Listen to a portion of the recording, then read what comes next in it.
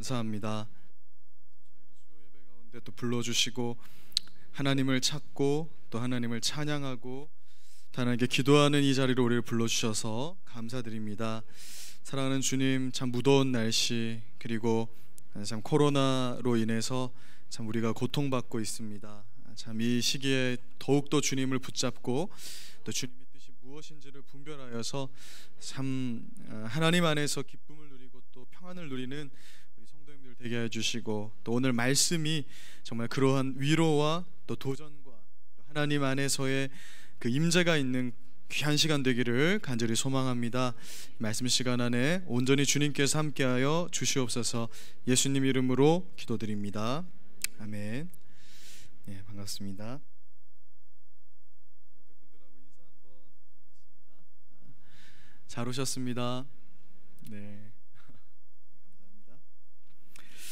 네, 오늘은 야곱의 생애에 관한 말씀 8번째 시간입니다. 창세기 32장 22절에서 32절까지 말씀을 한 절씩 한번 교독하도록 하겠습니다. 22절에서 32절 제가 먼저 읽겠습니다. 밤에 일어나 두 아내와 두 여종과 11 아들을 인도하여 야복 나루를 건널세.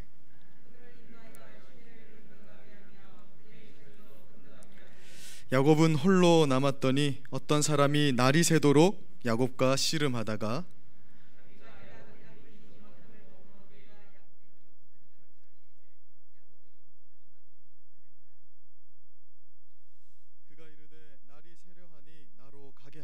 야곱이 이르되 당신이 내게 축복하지 아니하면 가게 하지 아니하겠나이다.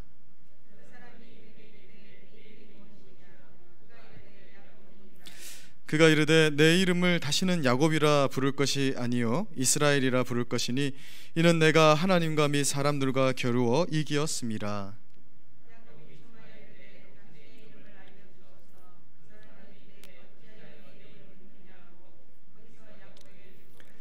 그러므로 야곱이 그곳 이름을 브니엘이라 하였으니 그가 이르기를 내가 하나님과 대면하여 보았으나 내 생명이 보존되었다 함이더라.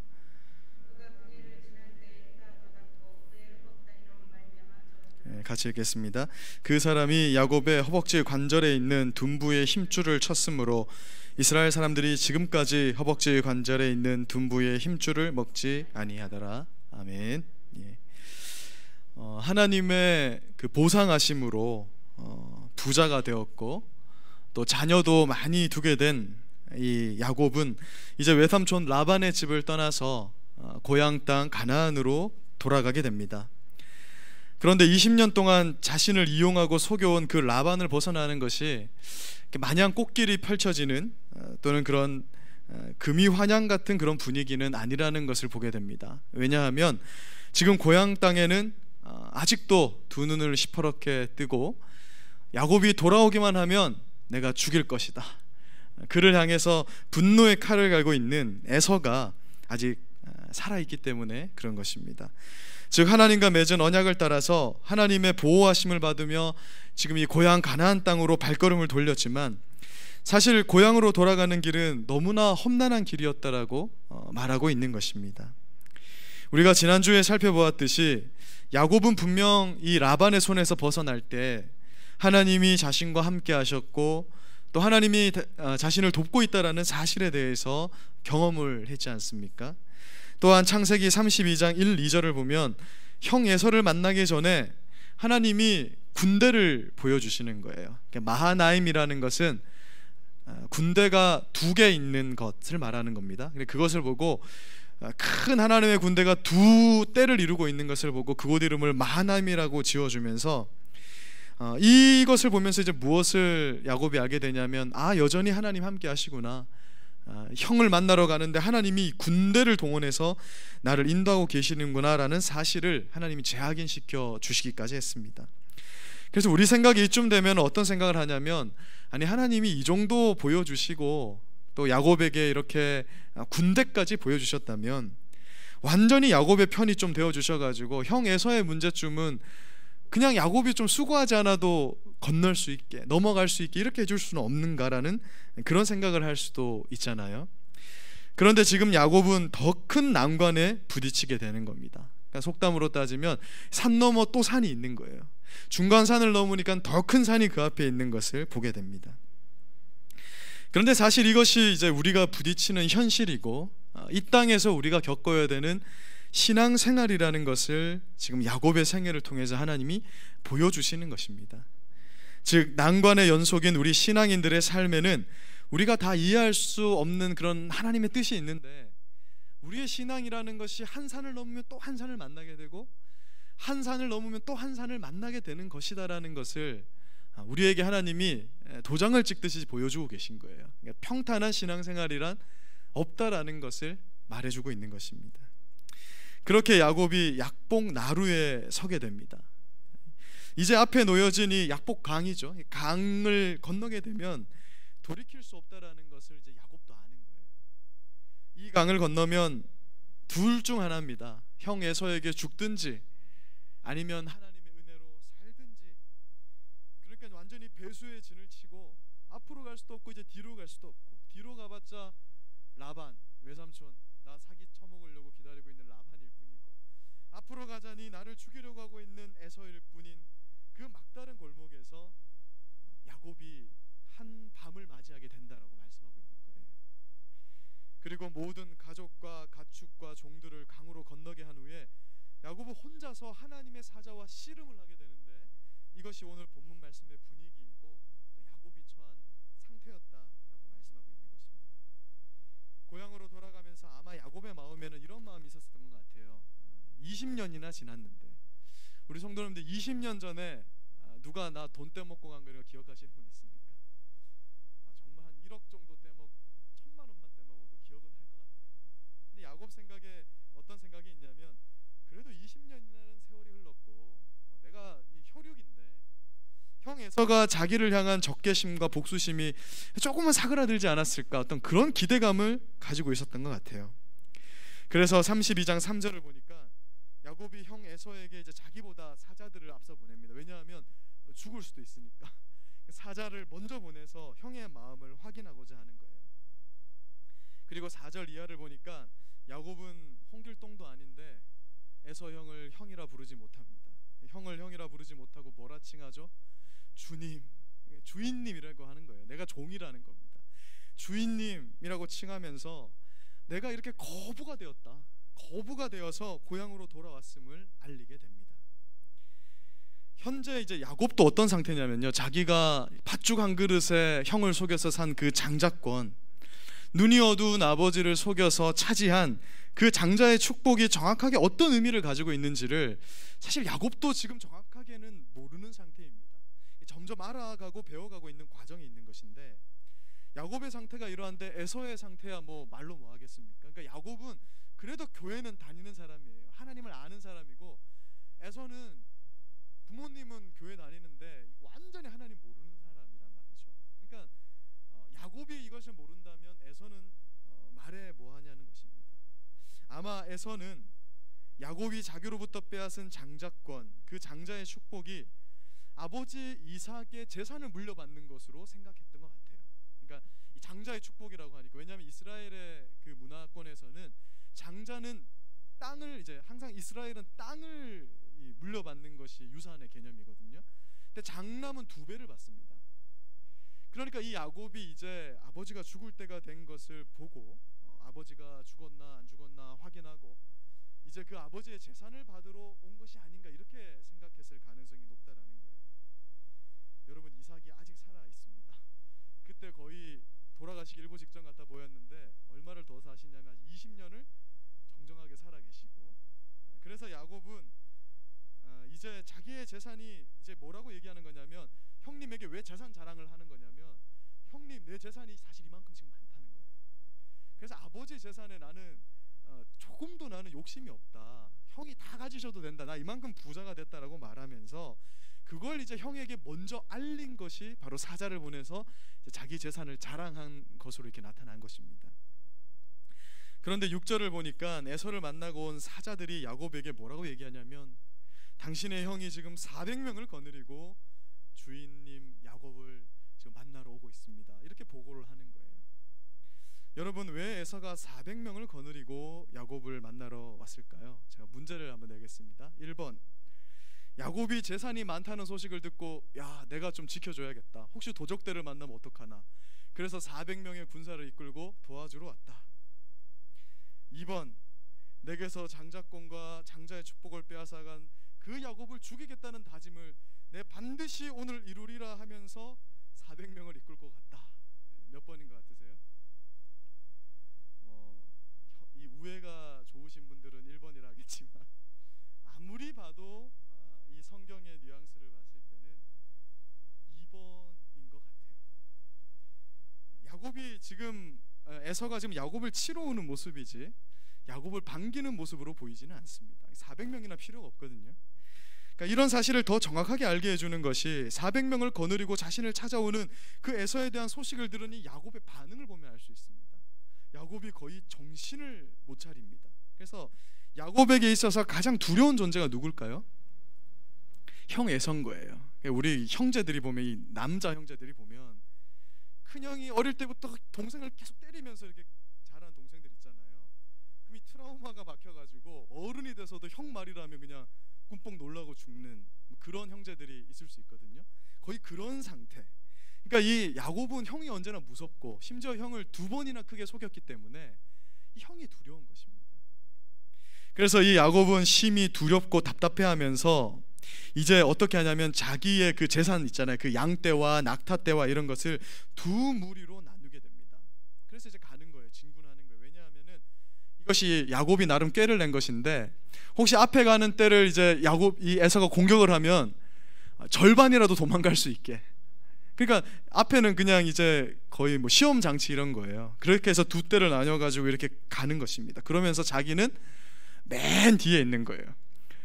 그것도 이제 레아의 자식들은 먼저 보내고 라헬의 자식들은 그 뒤에 보내고 자기는 맨 뒤에 가는 그러한 인간의 연약한 모습을 야곱이 보여주는 것을 보게 됩니다. 그러니까 이것이 인간의 머리에서 나온 그런 어떤 계산적인 모습이라는 것이죠. 그렇게 조치를 취한 후에 야곱은 하나님께 기도를 합니다.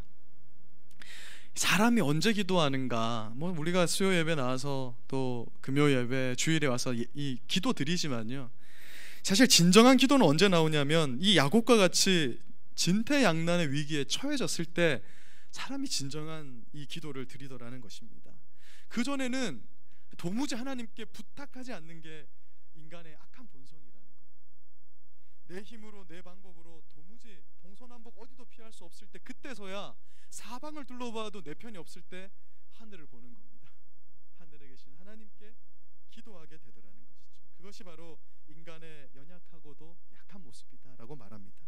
그러면서 야곱은 자기 소유 중에서 에서를 위한 예물을 여러 때로 나눠서요 1차, 2차, 3차 이렇게 선물을 한 번에 주는 게 아니라 조금 이렇게 주는 거예요. 왜 그랬을까요? 첫 번째는 에서가 진군하는 걸 조금이라도 막기 위해서입니다.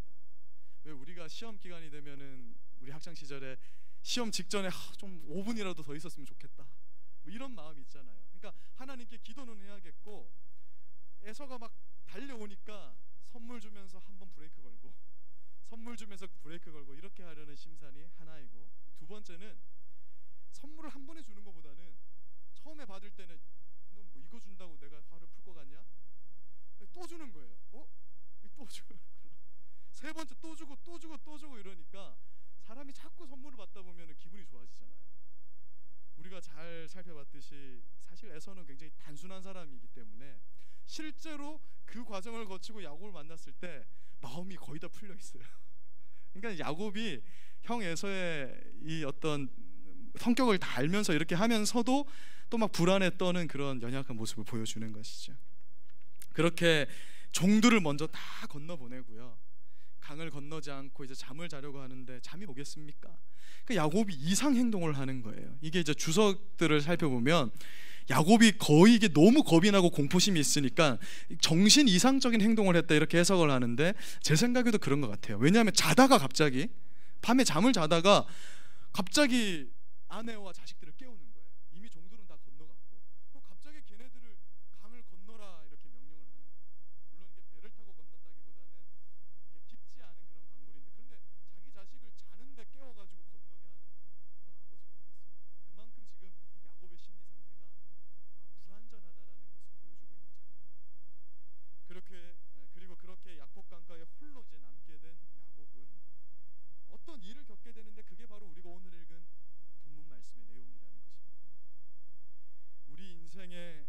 이럴 때가 필요한 것 같고요. 또 하나님이 때때로 홀로 남은 야곱과 같은 이런 상황을 우리에게 허락하시는 것 같아요. 교회도 가족도 친구도 그 누구도 나의 의지가 될 수 없는 그 상황 앞에서 그 철학자 키에르케고르의 표현처럼 신 앞에 서 있는 우리는 단독자가 되는 겁니다. 그러니까 사방에 아무도 없을 때 하나님 앞에 나 혼자 서 있는 그러한 때를 하나님이 우리에게 허락하신다라는 거예요. 그걸 일부러 이렇게 몰아가셔서 그 때를 만들어 가시는 것을 이 야곱의 인생을 통해서 우리에게 그러할 때가 있다라는 것을 보여주고 계십니다. 지금 야곱은 이 밤에 돌파구를 찾지 못하면요, 자기가 20년 동안 쌓은 거, 하나님 보상해 준 거, 그거 한 번에 잃어버리게 생긴 거예요. 형 에서에 대한 두려움, 그 대책 없는 난관 앞에서 그 공포로 인해서 지금 그 좋은 머리로 돌파구를 찾아보려 하는데 도저히 이것은 인간의 힘으로 어떻게 할 수가 없는 거예요. 왜냐하면 형 에서는 말을 해서 통하는 사람이 아니기 때문에 그런 거예요. 형이 저 같은 사람이었으면 대충 이 이야기를 해서 풀 수 있는데 에서는 그런 사람이 아니라는 거예요.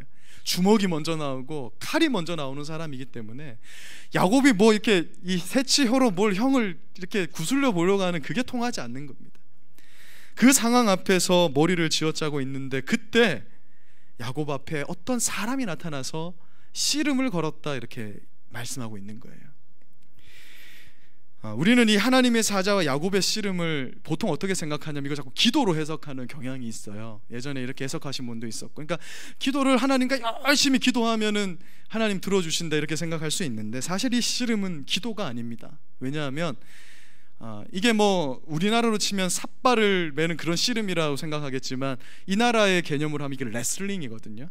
그러니까 이 하나님의 사자와 레슬링을 하는데 이 실제로 야곱의 이 허벅지뼈가 탈구되잖아요. 그래서 절개됩니다. 그러니까 이것은 뭘 말하냐면 이건 어떤 초자연적인 하나님께서 주신 그 현상 가운데에서 진짜 씨름을 했다라는 것을 의미하는 것이에요. 그리고 야곱이 이 씨름을 건 것이 아니라 꼭 이게 우리나라의 민담하고 좀 비슷한데 도깨비가 김서방한테 씨름 걸듯이 하나님의 사자가 나타나서 씨름을 걸었다라고 말씀하고 있는 거예요. 자세히 보면.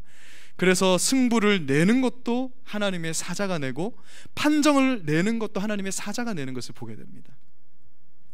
그렇게 이 둘은 밤이 새도록 씨름을 하는 거예요. 그리고 25절에 보니까 하나님의 사자는 야, 내가 요놈 못 이기겠다 이렇게 판정을 내립니다. 얘는 못 이기겠다 그렇게 말하는데 이 말은 무슨 말이냐면 이 씨름은 이 하나님의 사자가, 그러니까 하나님의 현현으로 나타나신 이 하나님의 사자가 어떤 목적을 가지고 이 씨름을 걸었는데 이 씨름을 해보니까 밤새 씨름을 해도 이 야곱이라는 놈의 고집을 못 꺾겠다라는 거예요. 야곱은 지금 자기가 가진 어떤 기도 제목이 있고 자기가 원하는 방향이 있는데 하나님께 뭐라고 기도하는 거냐면 이거 안 해주면은 나 절대 못 산다. 하나님 내 뜻대로 해달라고 밤새 기도를 하는 거예요. 근데 하나님은 뭐라고 얘기하냐면 그 길로 가면 죽는다는 겁니다. 그렇게 가면 안 되고 너는 내가 너의 인생에 계획해 놓았고 복을 주려고 계획한 그 길로 가야 된다. 근데 밤새 그것을 하나님이 설득하려고 해도 이 야곱이 말을 들었다 안 들었다? 안 들었다라는 거예요. 그래서 하나님은 그 목적을 달성하기 위해서 뭐까지 하냐면은 이 허벅지 뼈를 부러뜨리는 것밖에는 방법이 없다라는 거예요. 이걸 조금 우회해서 말하면 이런 거예요. 하나님이 얘를 때려서라도 올바른 방향으로 인도하게 해야 결국 말을 듣는 것이 인간의 본성이라는 것을 말해주는 장면이 이 야곱의 씨름 장면이라는 것입니다. 이 뼈를 탈구를 시키는데요, 사실 이게 허벅지뼈, 옛날에는 이걸 환도뼈라고 번역이 돼 있었잖아요. 사실 이것은 어떤 뼈냐면 이 생식기, 남자의 생식기에 가까운 뼈를 말하는 겁니다. 그 남자의 생식기는 어떤 생산력과 어떤 힘을 상징하는 것이거든요. 그래서 이것을 탈구시켰다라는 것은 뭘 말하는 것이냐면 지금까지 너 야곱은 인간의 힘, 인간의 방법을 의지하면서 살아왔지만 이제 너 그렇게 살지 말아라. 지금까지는 하나님이 그냥 지켜만 봐온 거예요. 그렇게 살아도 좀 도와주기도 하고 깨닫게 하고, 왜 그런 거 있잖아요. 그 햇빛이 쫙 이 사람을 내리쬐면서 햇빛 정책을 쓰듯이 그렇게 하다가 이대로 가면 진짜 이제 죽게 생겼으니까 하나님이 이때에 와서는 어떻게 하시냐면 때려서라도 그 사람을 쳐서라도 방향을 돌이키게 하는 그 상황이 바로 야곱의 환도뼈가 이 허벅지 뼈가 부러지는 그 현상으로 나타나게 됐다는 걸 보여주시는 것입니다. 그런데 더 놀라운 것은 뼈가 탈구돼도 야곱은 그 사람을 놓치지 않고 뭘 달라 그러죠? 복 달라고 그러는 거예요. 이 복이 뭐냐면 내가 원하는 걸 달라는 거예요. 내가 원하는 걸 달라고 이 하나님이 때려도 그걸 끝까지 요구하는 게 바로 인간의 모습이다라고 말을 하는 것입니다. 하여튼 이 천사의 이 뒤꿈치를 잡고 버티는데요, 야곱은 그 이름답게 하여튼 사람 이 뒤꿈치 잡고 버티는 것 하나는 타고난 사람이라고 말할 수 있는 것이죠. 그런데 우리는 야곱의 이 행동을 상당히 긍정적으로 생각하는 경향이 있어 왔던 거예요. 사실 이것은 하나님과 인간의 싸움에서 결국은 하나님이 인간의 고집을 꺾는 그런 씨름인데, 우리는 어떻게 생각하냐면 인간이 열심히 하면 하나님도 그 마음을 꺾는다, 하나님도 돌이킨다, 이렇게 우리는 해석해 온 것입니다. 사실 그런 본문이 전혀 아닌 거예요.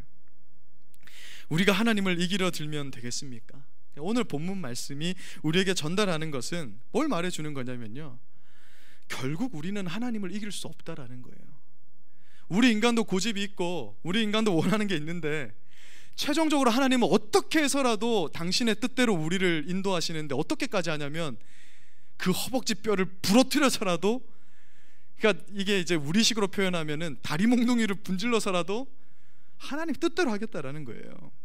그러니까 고집 피우지 말아라 라고 말하는 게 오늘 본문의 사실 핵심입니다. 사실 그래서 이 본문 말씀은 신앙생활을 조금 오래 해오신 분들에게 전달되는 말씀이죠. 새신자 우리 분들 모아놓고 교회 이제 얼마 안 왔는데 하나님 이기려 들지 마라, 고집 피우지 마라 이러면 그분들 시험 둘 수 있는 것이죠. 근데 야곱이 사실 20년의 인생을 거치면서 신앙의 훈련을 받아오다가 궁극에 와서 이제 이 시험을 받게 되는 것입니다.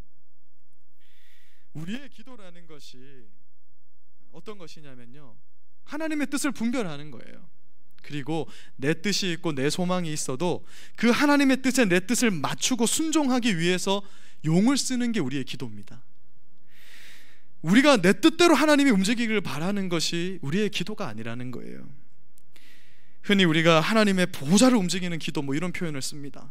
내가 기도하면 하나님도 그냥 움직이시는 거예요.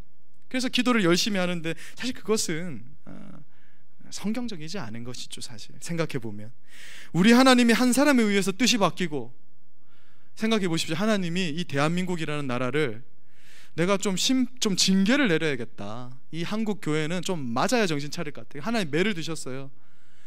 근데 우리 중에 진짜 기도를 열심히 하는 사람이 있어가지고 하나님 그러시면 안 됩니다, 막 40일 금식 기도를 하면서 능력 기도를 해서 하나님 그러시면 안 됩니다 하면 하나님이 그래 내가 널 보니까 계획을 바꿔야겠다.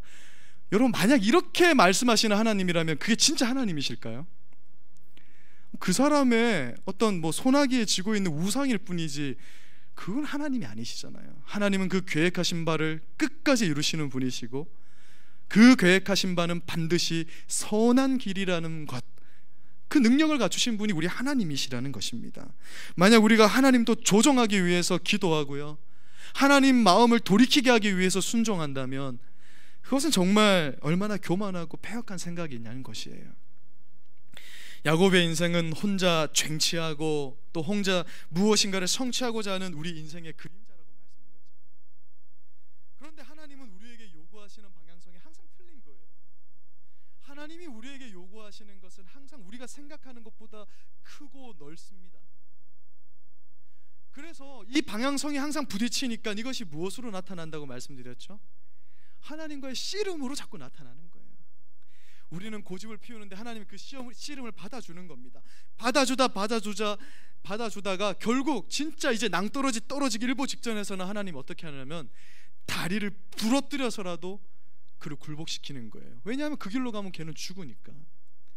우리 자녀들이 이 길로 가면 진짜 멸망당하는 길인데 어느 부모가 도시락이라도 싸갖고 다니면서 걔를 때려서라도, 관계가 깨지더라도요, 걔를 때려서라도 그 직전에 그를 구해오지, 어느 부모가 그래 너의 자유의지를 인정한다 하면서 그를 내버려 두냐는 거예요. 그러니까 이 환도뼈 사건은 완전히 이제 하나님께서 이제 진짜 한 치 앞만 더 가면 얘는 죽는 그 사건 앞에서 그를 하나님의 뜻으로 굴복시키는 그 장면이었다라고 말씀하고 있는 것입니다. 이 약복 나루에서 결코 지지 않으려고 하는 야곱을 통해서 확인하게 되는 그 모습, 그것이 바로 우리 인간의 모습, 나의 모습이라는 것이죠. 32장 27절 말씀 우리 같이 한번 읽어보겠습니다. 27절만 같이 한번 읽어보겠습니다. 시작.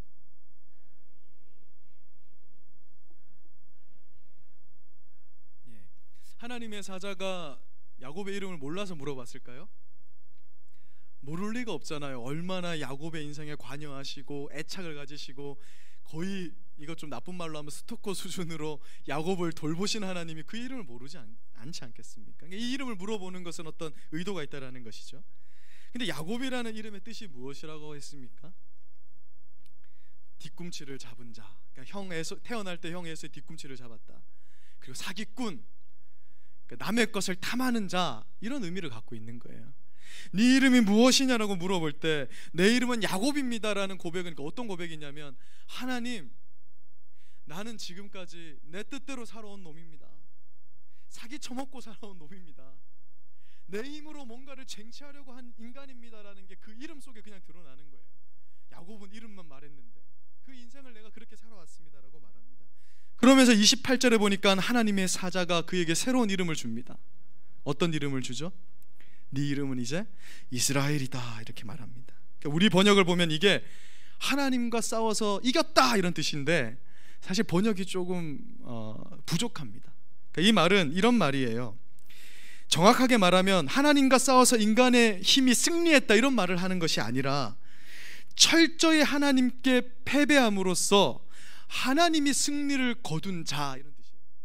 하나님과 씨름했는데 하나님이 이 인간한테 승리를 거둔 자가 이스라엘입니다. 야곱으로 살 때는 하나님도 이겨보려고 애쓴 자였다라는 거예요. 그렇게 살아왔다는 야곱이 하나님도 이겨보려 하고 내 뜻대로 살았던 그 야곱에게 너 다시는 그렇게 이름 부르지 마라. 네 이름은 이스라엘이다. 그 말은 무슨 말이냐면 이제 너는 나한테 졌지. 이제는 내 뜻과 내 방향성과 내 인도하심에 따라서 너는 살아야 된다. 내가 너를 이겼다. 너는 나에게 졌다. 이런 의미를 이스라엘이 갖고 있는 거예요. 정말 그런가? 호세아 12장 1절을 보면요, 이렇게 말씀합니다. 같이 한번 읽어보겠습니다. 시작. 에브라임은 바람을 먹으며 동풍을 따라가서 종일토록 거짓과 포악을 더하여 아수르와 계약을 맺고 기름을 애굽에 보내도다. 호세아 12장은 어떤 말씀이냐면요, 애굽이 받은 이 이스라엘이라는 이름을 이제 하나님께서는 항상 이스라엘 백성들에게 그 이름을 고스란히 이제 주셨잖아요. 그리고 이 에브라임이라는 것은 이스라엘의 북이스라엘의 수도를 말하는 것입니다. 그러니까 이스라엘 백성들을 말하는 거예요. 1절에서 하나님이 뭐라고 말하냐면 너희는 바람을 먹었다 이렇게 말하는데 이게 우리식으로 표현하면 이런 것입니다. 허파에 바람이 들어갔다. 그래서 쓸개가 배 밖으로 나왔다. 간땡이가 부었다 이런 뜻이에요. 이스라엘이 간땡이가 부어서 하나님을 두고 날마다 거짓과 포악을 더하다가 이제는 아수르와 계약을 맺고 애굽과 계약을 맺었다. 다른 강대국이 막 침범해 올 때 또 다른 강대국의 힘을 빌려서 그 문제를 해결하려 했다라는 거예요. 하나님 이름 한번 부르지 않는 것입니다.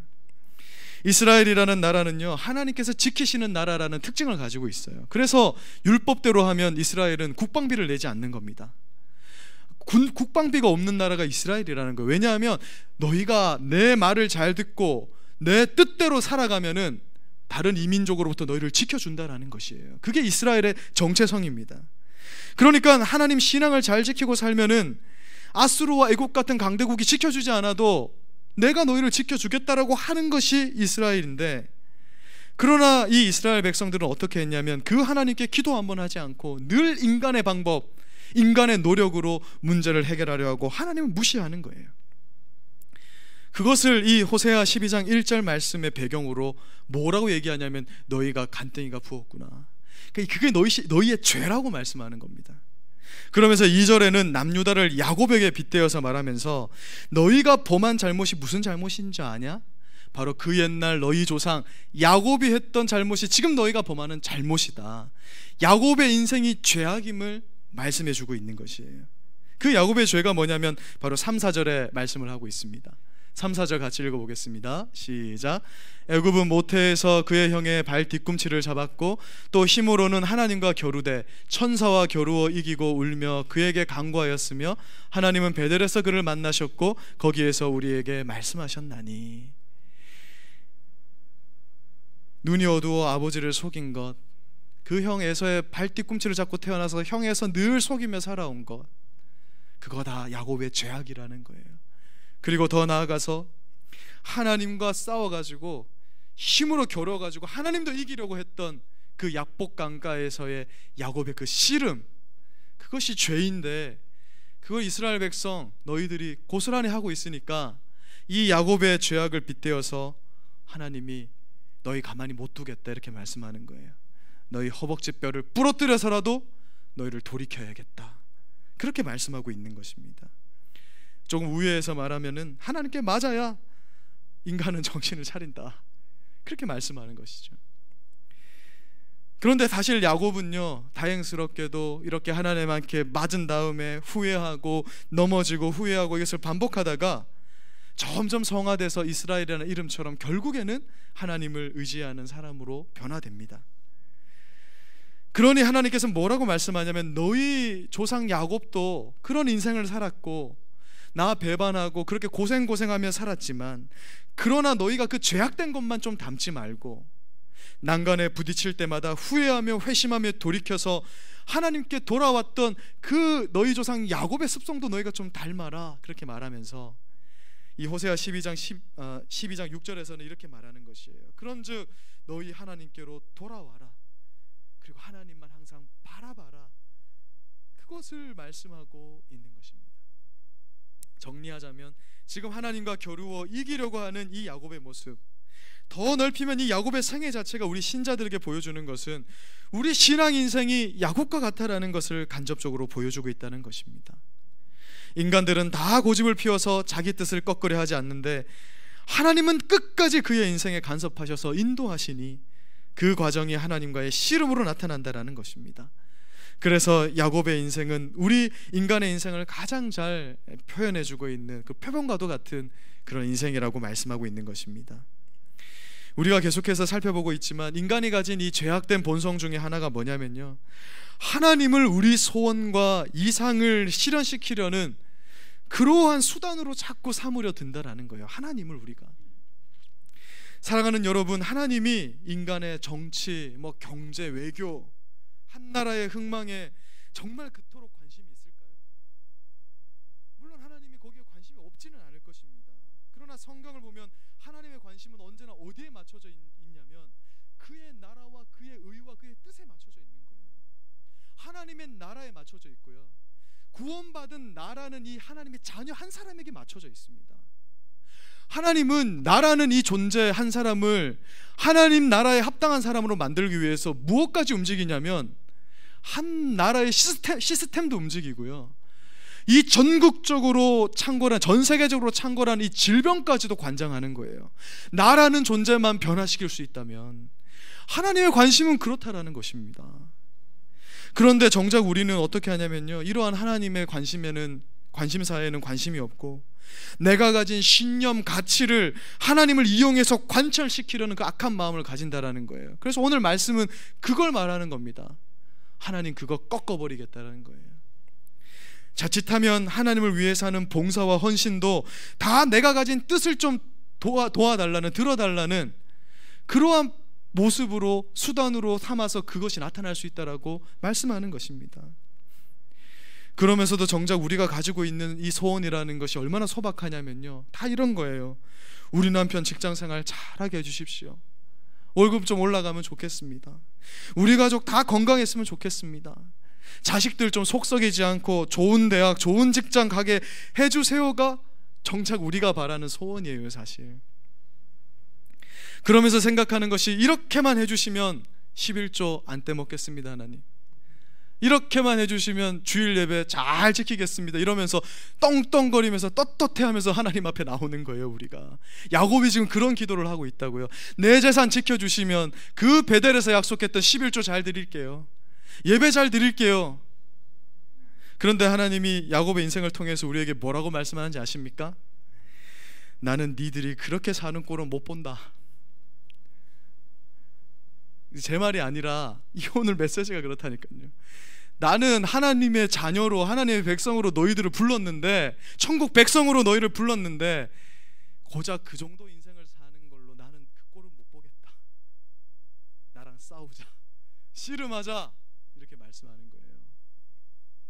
하나님이 왜 우리 인생에 산 하나를 넘으면 또 산을 주시고요, 이거 넘어가면 또 다른 산을 주시는 걸 반복하실까요? 인생에서 만나는 그 넘을 수 없는 산 앞에 우리가 설 때마다 하나님께 돌이키고 하나님 바라보라는 것입니다. 우리에게 그 산이 없으면 우리는 어떻게 하는지 아세요? 아, 복받았다, 멸망의 길로 그냥 쭉 직진하는 것입니다. 근데 하나님 막아섭니다. 그러면 또 하나님을 바라봐요. 하나님 도와주세요. 또 하나님 어떤 인생의 벽을 주십니다. 그러면 또 하나님께 기도하는 거예요. 야곱처럼 라반이라는 벽을 넘으니까 에서라는 더 큰 벽을 주십니다. 그러니까 또 하나님께 기도하는 거예요. 그러면서 어떻게 되는지 아세요? 그렇게 하나님과 용을 쓰며 씨름하다가 그렇게 신앙생활을 해나가다 보니까 조금씩 우리가 하나님의 목적대로 살게 되었고 하나님 뜻대로 살게 됐다는 거예요. 그렇게 하나님과 씨름하면서 조금 우리는 살아가니까, 야, 하나님의 뜻대로 조금은 살게 되었다. 그것이 바로 야곱의 인생이 우리에게 보여주는 것이고, 그 인생이 우리의 인생이라고 하나님 말씀하시는 것입니다. 야곱은 그저 이렇게 기도한 거예요. 처자가 그냥 잘 사는 거, 부유하게 살아보고자 막힐 때마다 내 힘으로 극복 못하니까 하나님 앞에 기도하면서 섰더니 결국 그가 야곱에서 이스라엘이 되었다. 그것이 야곱의 인생 스토리이고 우리 신앙인의 인생 스토리라고 말씀하고 있는 것입니다. 그런데 이것이 쉽다는 것입니까? 어렵다는 것입니까? 어렵다라는 것이죠. 하나님도 어렵고 나도 어렵다. 씨름을 하는데 하나님이 한도 뼈를 탈구시키는데도 끝까지 복 달라고 기도하는 것이 바로 우리 인간의 모습이다라고 말씀하고 있습니다. 그러나 중요한 것은 결국 하나님이 이기신다. 결국 우리 인간에게서 항복을 받아내신다라는 거예요. 말씀을 마무리하겠습니다. 사랑하는 여러분, 하나님이 우리 각자에게 주신 그 꿈과 비전은 내가 원하든 원하지 않든 우리가 생각하는 것처럼 작고 미약하지 않습니다. 사탄이 우리에게 심는 가장 교묘한 그 속임수가 뭐냐면, 너는 그 정도만 하면 돼. 하나님이 너에게 무슨 그렇게 큰 꿈을 줬겠냐? 요 정도 하고 살아라가 항상 사단이 우리에게 속삭이는 것입니다. 그래서 하나님은 뭐라고 하시냐면 우리 앞에 자꾸 애서를 보내시는 거예요. 그렇게 살면 안 돼. 너 다시 내 앞에 와서 씨름하자. 내가 너에게 둔 꿈과 방향성이 무엇인지 좀 깨달아라 하면서 애서를 자꾸 보내는 거예요. 그게 바로 우리의 신앙 인생이다라고 말씀하고 있는 것입니다.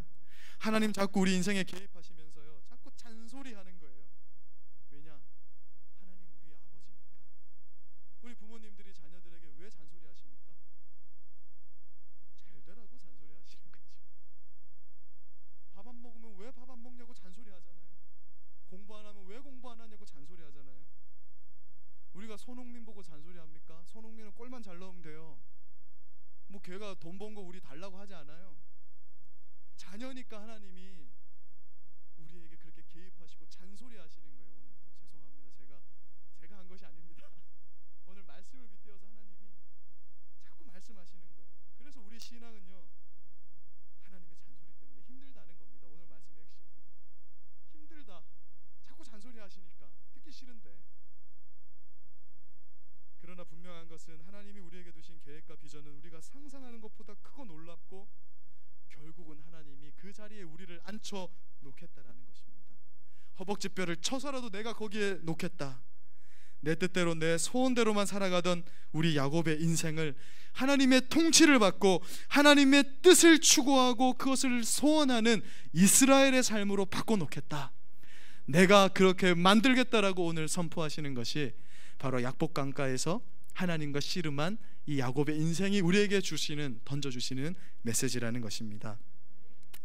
자, 그래서 오늘 이 하나님 앞에 우리가 항복해 나가시는 그런 기도를 좀 드렸으면 좋겠고요. 그래서 내 앞에 있는 이 문제의 산을 넘어서는 기도를 드리시는 오늘 밤 우리의 모습이 되기를 주님의 이름으로 간절히 축복합니다. 예.